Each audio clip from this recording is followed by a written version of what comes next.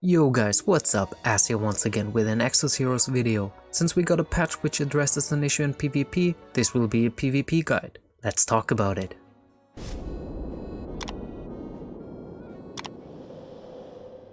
Alright, this patch addresses one of the main problems PvP had since FC Xeon was released. In case you don't know what I'm talking about, let me explain. Dragon Blood, for those who don't know, is an ability introduced with the Dragon Emperor's Knights FCs. Currently we have Anastasia, Baelish and Xeon. This ability caused all sorts of problems in the game, but mainly frustration in PvP. Let's switch over to a screen comparing the old and updated versions and explain how Dragon Blood works. In green you can see the newly updated changes and in red previous values. The reason these units are so strong is that these are all passive abilities. When you have one of the 3 FCs in your team, the 4 highest attack heroes in the same row as the FC will be granted with the Grade 1 mark. If those units get attacked, they will receive the Dragon's Blood mark. Now, once a hero with the Dragon's Blood mark gets attacked, they will receive a stack of Dragon Blood up to 7 times. They will lose all stacks if they don't get attacked for 2 turns, which is important. Additionally, they will counter with Rat and deal percentage damage for each stack of Dragon Blood on them. And if this wasn't enough already, the hero will also receive a barrier of 100% of their own defense for each Dragon Blood stack. This thankfully cannot stack multiple times for different heroes. Okay, so why is this so strong, you might ask? Imagine your team is based on AoE and the enemy has those FCs. Every time you attack, the enemies will get a stack and counter with up to 490% damage. Usual counters are just 70% of the hero's damage. And to make matters worse, this triggers every turn. You heard right, every flipping turn. Did I also mention it can crit? Not only that, but it can't be prevented by stuns, shocks or even breaks, and it counters on dots as well. Basically, you will kill yourself without the enemy even doing something. Well, this wouldn't be too bad in itself. However, now everybody with the Dragon's Blood mark will also get an up to 700% barrier based on their own defense. Due to this, you would encounter solo Sions you wouldn't be able to kill unless you had insane burst damage and ways to not trigger the marks.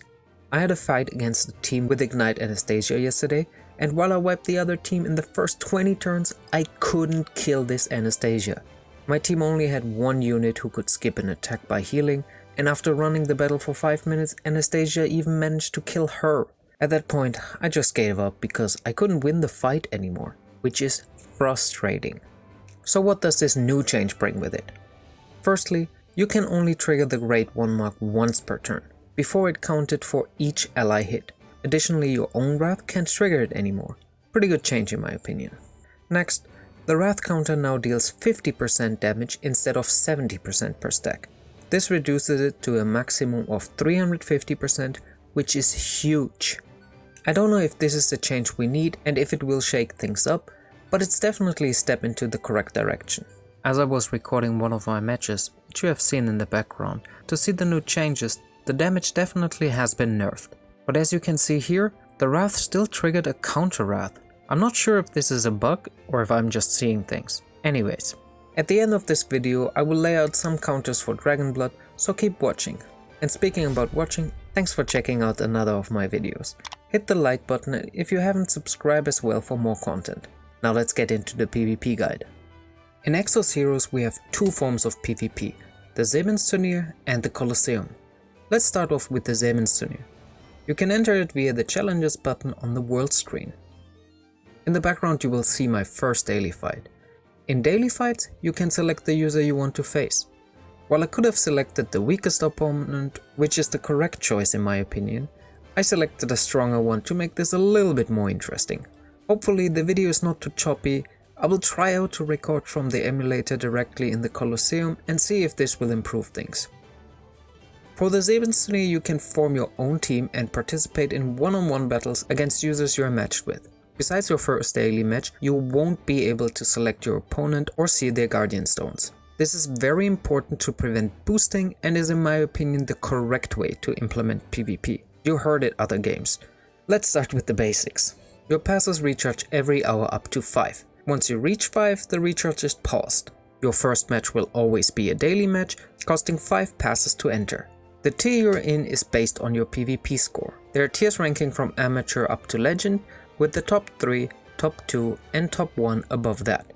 From masters onwards you will have to satisfy score requirements and be ranked in the top 3.9%, what an odd number to choose, of users below masters in the previous season.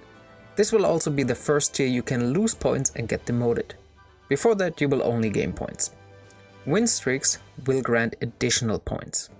Finally, your passes won't be consumed on a loss, so you can retry again. Now let's get a little bit more specific. So for wins you will gain 22 points and losses are 16 points. In Masters League you will also gain points or lose points for defending, 40 points for wins and 6 points for losses respectively. Daily matches won't affect your win streaks. Win streaks can grant up to 5 times the points you will get for a win if you have the maximum bonus. I mentioned before you won't lose your passes on a loss. This is only partially true. From Challenger 3 onwards, your passes consumed regardless if you win or lose. Last but not least we have tag matches. These take place every other week for users in Challenger 1 or above. In those matches you match up against 3 teams of the same user. It's a best of 3, so you only need to win 2 out of them. The cost for this mode is also increased, costing 2 passes per match. The score system is the same as the regular system, so you don't have to learn something new.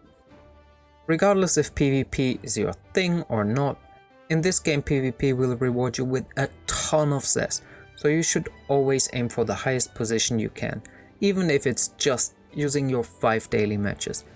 This adds up and you don't want to miss out on some zest and miss summons, do you? Okay, our second PvP area comes in the form of the Coliseum. This mode is really awesome and it's vastly different from the regular PvP. You might have already seen it, but you can enter the Coliseum from every town. The first entry per day is free, and after that you will have to pay 100 zest for additional tries up to 3 times. One pass is valid for either 12 wins or until you lost 3 times in total. What makes this format so interesting is that you don't fight with your own heroes, but with a selection of randomly presented heroes. Those heroes could be anything in the game, ranging from commons until faded heroes, and they'll all be 6 stars level 90s regardless of the tier. Let me show you how it works. First, the slots are randomized, so you will always end up with a different strategy. As you can see, we have 3 heroes for each slot. You can look at the abilities and guardian stones and select the ones you like best. Because you can't simply select all the most powerful heroes, you have to think more about strategy and synergy. It's an incredibly fun way of doing PvP, and I wish I could do it more often. One thing you might wonder, can you get FCs? Yes you can, which is, I don't know if it's good or bad, but yes you can. I've fought several Zeons and Anastasia so far. Alright, now that we have selected our team, we can start. And here are the rewards. Pretty neat if you ask me. As you can see, before each match we'll present it with one random hero. We can decide to swap one of the matching slots with this hero or ignore it. Because we can see what we will have to deal with, we can adjust our team ever so slightly. I don't think this hero will provide anything for my team, so let's skip it. Right. So until you reach 5 battles you will be able to manual the fights, however after that they will be forced on auto mode. Again, this is probably my favorite way of doing PvP and so much fun because I can use heroes that either I don't have and always wanted to build or haven't even thought about building yet. For this matchup I was able to pick Garth and Janai. Those are 2 heroes that I don't have, so it's amazing that I can play with them a little bit. A great way to find out how different heroes work, amazing job on that. For the other heroes, I don't really know them, I haven't played with them, but they seem fine for this compilation, so I just picked them, and as you can see, it looks like I'm dominating this. It might be because I have 2 net 5s, but sometimes you get lucky. Well, this was a ton of information. I hope you all enjoyed it, and if so, give this video a thumbs up and hit subscribe. As promised, we get into some counters for Dragonblood. First and foremost, big shout out to Kashino, another content creator for Exos Heroes.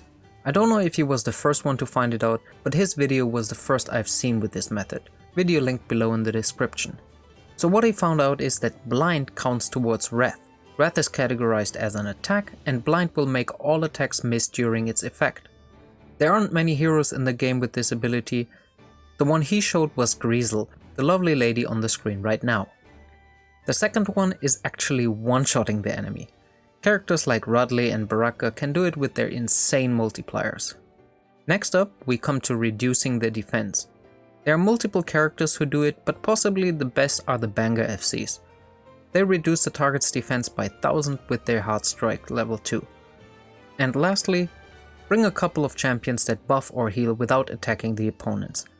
Especially in later PvP, those buffs can make the difference between a loss and a win. And that's it. As always, it was a pleasure, and I will see you in the next one. Until then, enjoy the grind.